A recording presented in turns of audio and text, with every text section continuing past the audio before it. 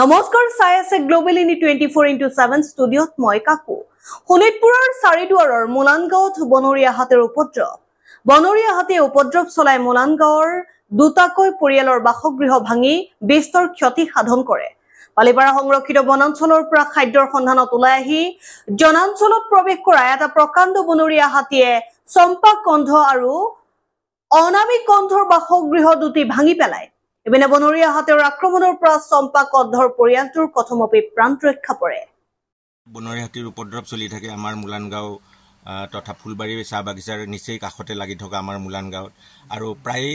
ফুলবাৰী চাহ বাগিচাত দিনৰ ভাগতো থাকে ৰাতি আৰু ৰাতিৰ ভাগতো থাকে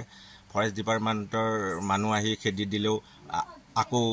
2-3 দিনৰ পিছতে আহি পেলাই ইয়াত থাকেহি আৰু আমাৰ নিচেই ফুলবাৰী চাহ বাগিচাৰ কাষত থকা হেতুকে দিনত তাত থাকে সন্ধিয়া হলে আমাৰ মোলানগাঁও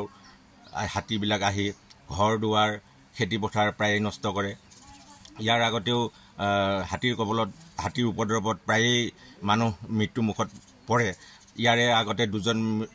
মৃত্যু মুখত পৰিছিল এজন বুৰাম কন্ধ আৰু এজন সমৰাট হাতী আৰু আমাৰ যি মোলানগাঁওবাসী ৰাইজ প্ৰায় উজাগৰে থাকিবলগীয়া হয় যি হাতীৰ উপদ্ৰৱ আৰু আজি ৰাতি প্ৰায় 12 মান বজাত আমাৰ এই মোলানগাঁওবাসীৰ চম্পা কন্ধৰ ঘৰটো শুই থকা অৱস্থাত বনৰীয়া এটা হাতী আহি ভাঙি দিয়ে তেখেত শংকিত হৈ চিঞৰ বাখৰ কৰাত ওচৰ চুবুৰীয়া আহি কেনেবাকৈ পিছ দুৱাৰেদি তেখেতক উদ্ধাৰ কৰি মৃত্যু মুখৰ পৰা বচায় আৰু নিচেই কাষতে থকা অনামী কন্ধৰ গৃহটোও এই বনৰীয়া হাতীটোৱে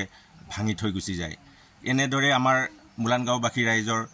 প্ৰায় ক্ষতি সাধন কৰি গৈ থাকে ইয়াতো উল্লেখ কৰিবলৈ গ'লে বহুত আছে আৰু বিভাগীয়ভাৱে যাতে আমাৰ এই মোলানগাঁওবাসী ৰাইজত যিকোনো প্ৰকাৰে এই দুখীয়া হাজিৰা কৰি খোৱা ব্যক্তিসকলৰ যাতে ধন জন সুৰক্ষিত কৰিব বুলি মই মোলানগাঁওবাসীৰ হৈ অনুৰোধ জনাইছোঁ